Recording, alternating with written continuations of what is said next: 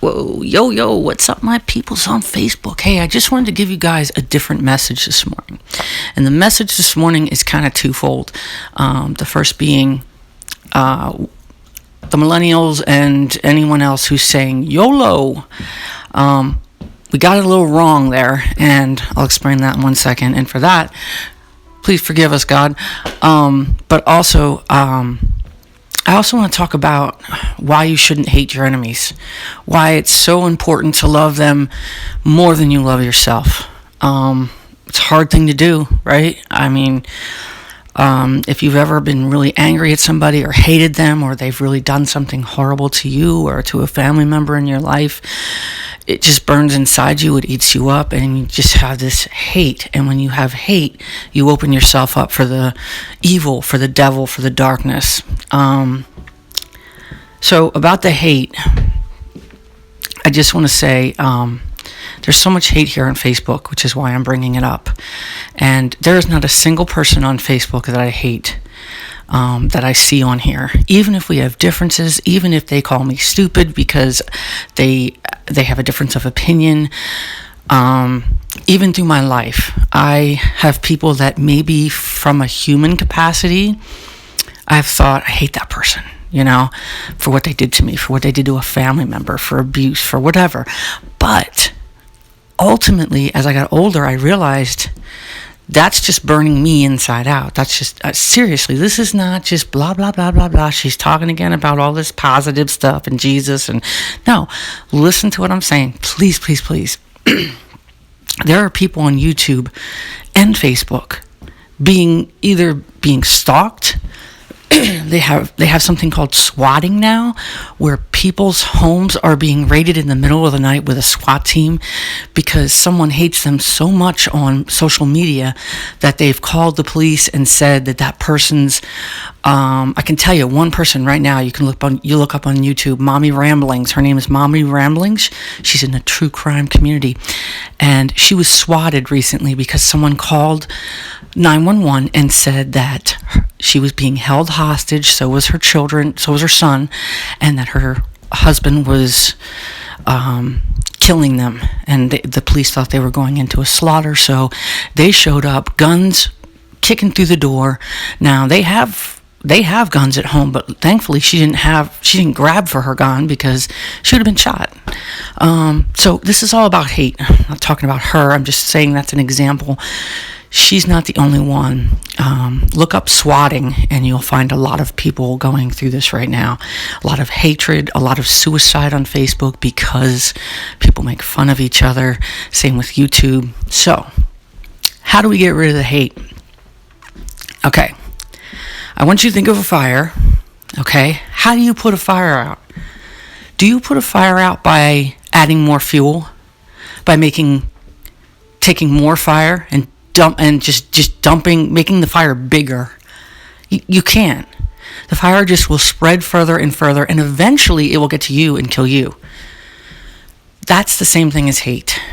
We have to extinguish hate and the fire and anger it breeds with light, not darkness, with light.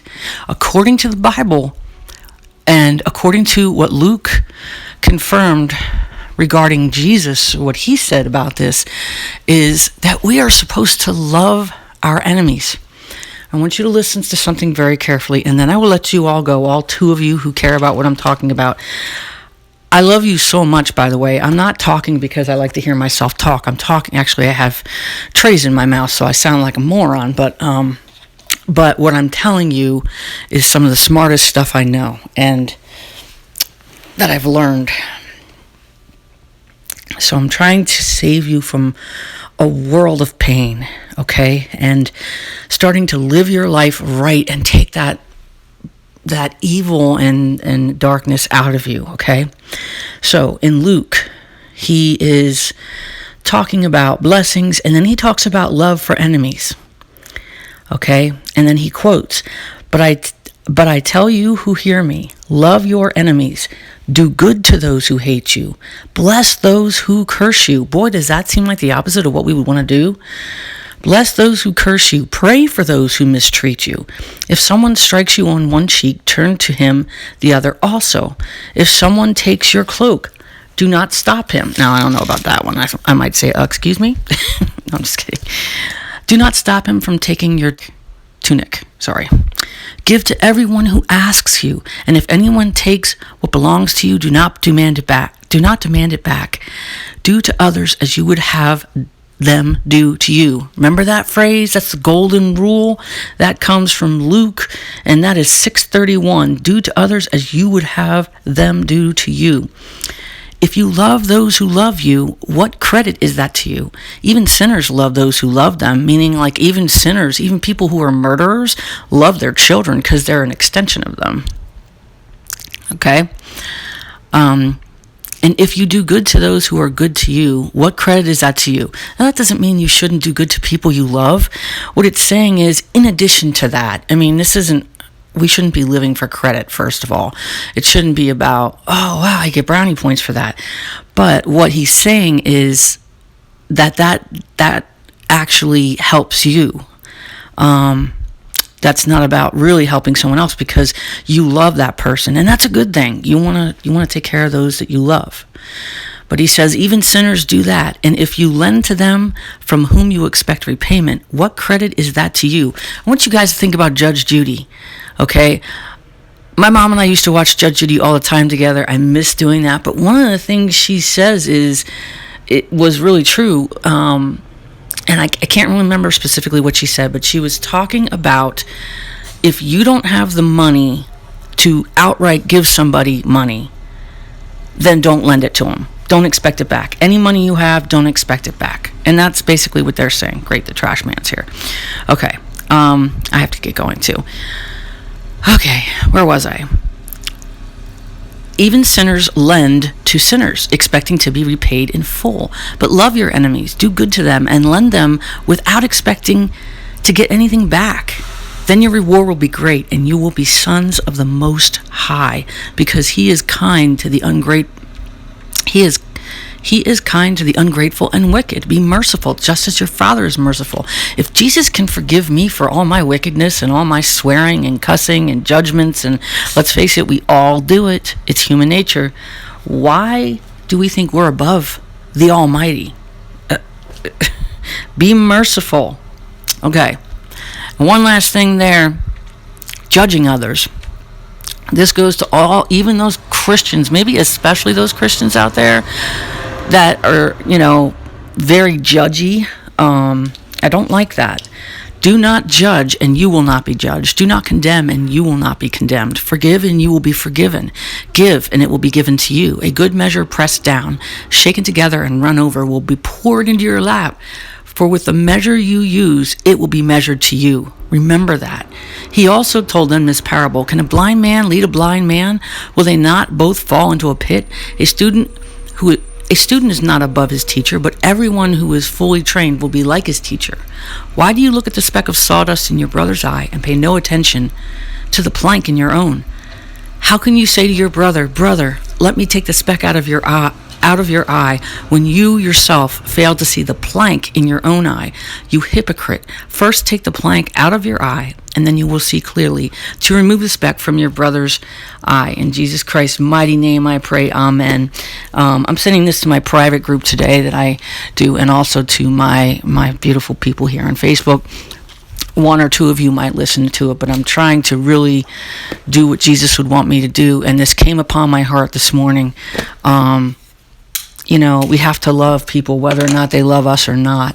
My feelings can be hurt. It's okay to have hurt feelings, but it's not okay to let it ruminate into anger, because anger then just breeds darkness, and darkness just spreads much like a fire if you keep pouring fuel on it. So, right, Indiana? Dogs know how to do it. Dogs don't hate anybody. Have you ever noticed that? That's why they're the reverse of the word God, because they're like God's beautiful creatures, that beautiful blessings to us. They love unconditionally. They don't have any enemies. They play. They have their instincts, but they play, and they just love each other. And For people that say, oh, what about pit bulls? They're hard. No, no, no, no, no, no, no. Pit bulls are trained to be that way by humans, okay? Yes, they can hurt you. A gun can hurt you too, but you have to pick it up first. And you have to load it first, and you have to shoot it first. Same with a dog. A pit bull, when I'm talking about a pit bull can be used as a weapon, and it is used as a weapon in a lot of drug situations. But that dog didn't pop out going, who can I kill? It has to be put out in a chain and not fed and beaten and treated horribly in order to be vicious. You need to love that dog. You need to fill that dog with love, man. I'm just going off on a ramble of not hating and loving and being more like dogs and more like Jesus with our mercy, with our humbleness. Humbleness is so important. I love you guys. I love every single person on here. Even if you hate me, I love you. Some people that I've unfriended, it still doesn't mean I hate them. It just means I don't want to see their hate. That's all. I don't wish them any harm. The second and last thing, very quick, YOLO. That's the phrase that the millennials and all the rappers and stuff are speaking. YOLO, you only live once. Not really true. I heard a quote the other day that made complete sense. It's not that you only live once, it's that you only die once, unless you're Hindu. If you're Hindu, well, then that's probably a different story. As far as living goes, you live over and over and over again. The person I am today is not the same life that I lived 20 years ago. We have so many opportunities to relive, to start over, not relive, but start over with life. All these opportunities were given, but we only die once. And that moment, man, if you don't get what I'm saying and try to love your neighbors, love people that you would think, oh, I don't like that person. We have nothing in common. Do you know how many Muslim friends I have? A lot. Maybe even a lot more than I have Christian friends. I don't know. But we love each other and we have respect for each other. And, we don't have the same faith system, but I'm just not built for that hate. I don't know what to say. We're doing it wrong, and I'm sorry, God, that we're doing it wrong. We're doing it wrong. I pray that this helps somebody who is filled with hatred right now, bitterness.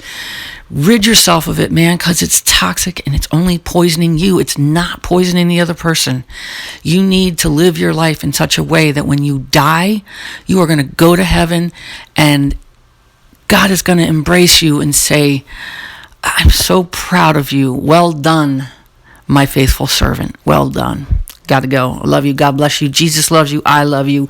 Peace.